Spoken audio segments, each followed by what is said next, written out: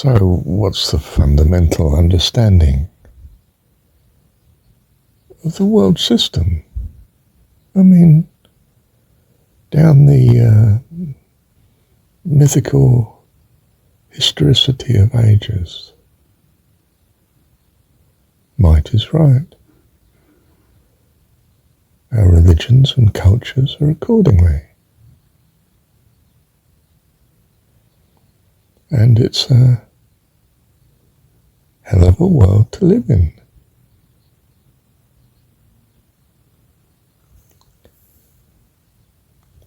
And there's no salvation in the world's religion either, not really. You talk about it,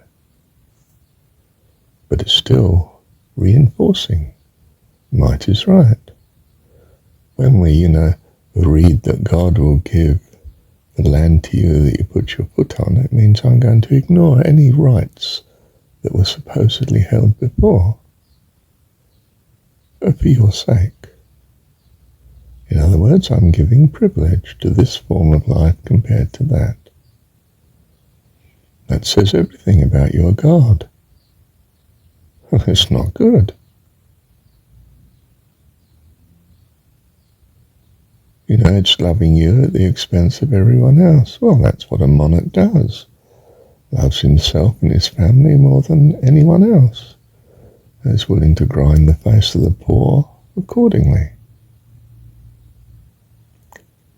Perhaps someone else is poor. Well, that's good for your poor in that case. But perhaps not. Typically not. It's those that have power against those that don't have. And is the power some unified whole? Only if it's a very effective cartel, and typically cartels are not very effective. It's always the person who's got the most power, interest to take advantage, and he does. Until usurped by someone who can scrap together more power.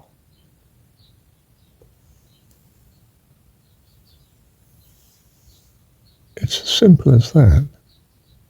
It's not heaven. It's, a form of hell. You're used to it, but it's not good. It's not meant to be good. It's to point out that this principle is not what you want. It may be the only thing that works here. You're either the winner or the loser. And trying to remain the winner becomes extremely costly and uncertain and dangerous and unhappy. You spend all your wealth now protecting yourself and grinding your own poor to do it, and the world's poor if you can get away with it. And if you don't, you're taken by someone else who does.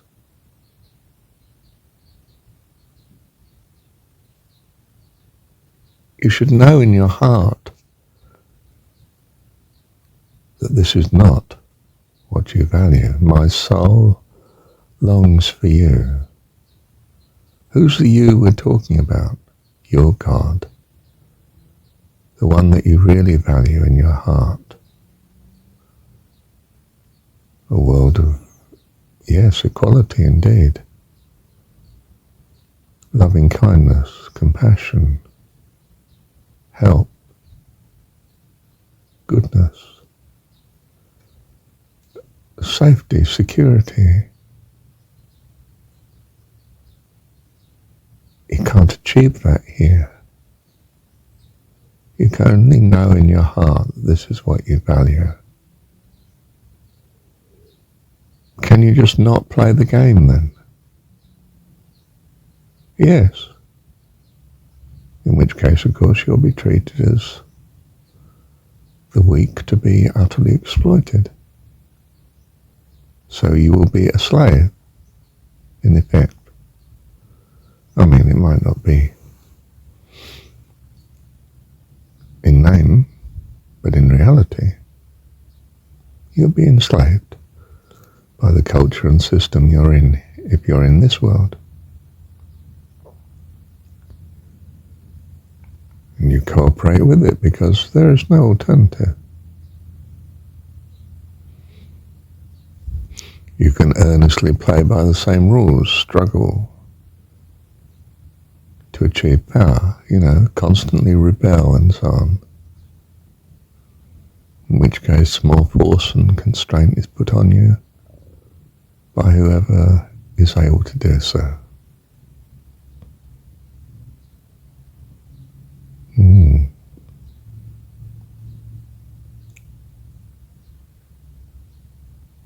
What can you do about this? Nothing. Recognize it. Don't give your heart to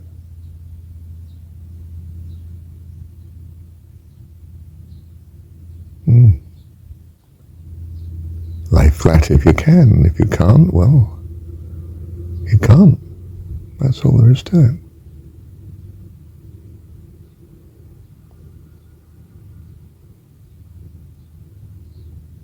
Oh, well, that's not very, you thought that there might be a way of having happy families here and somehow sidestepping the fact that the world you're in is like this. There isn't. It's all invasive. I mean, you might manage for a while to hide and avoid the rampant self-interest of the fallen beings here, but you won't succeed in it forever, and anyway, natural disaster will catch up with you. Old age and death and so forth. And death, in a sense, is very welcome from this system.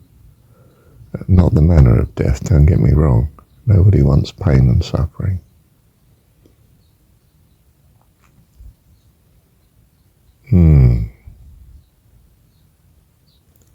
Is this an overwhelming cynicism? No. You read the Jesus story, there's a way out. Not in terms of this world, though. He still gets crucified. Oh, well, that's not very good.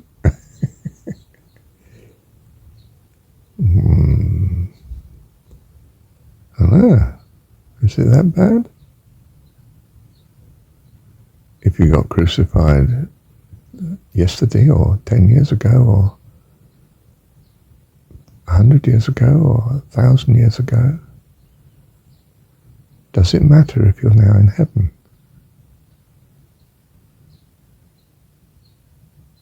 No. The whole value of this universe is that it's transitory, that it's uncertain. These are blessings, not curses. They constrain and constrict, restrict, put boundaries on the evil. You simply die and leave it. End of story. If the secular world is right, well, at least there's it doesn't continue. When you're dead, you're dead. End of story. If the story is right, you have life eternal. How wonderful. What's the average of these two? Whatever the weighting that's non-zero, of course. It's infinite. That's a strange logic. No, it's a very familiar logic. It's a simply wonderful conclusion.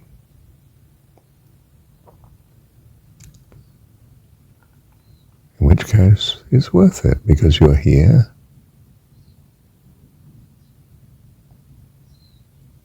To gain access to life eternal, which is not in terms of here, it's in terms of life eternal. In other words, spirit, which is what you are. Spirit. Ah. Yes, I see what you mean. Ah. Thank you, Heavenly Dad.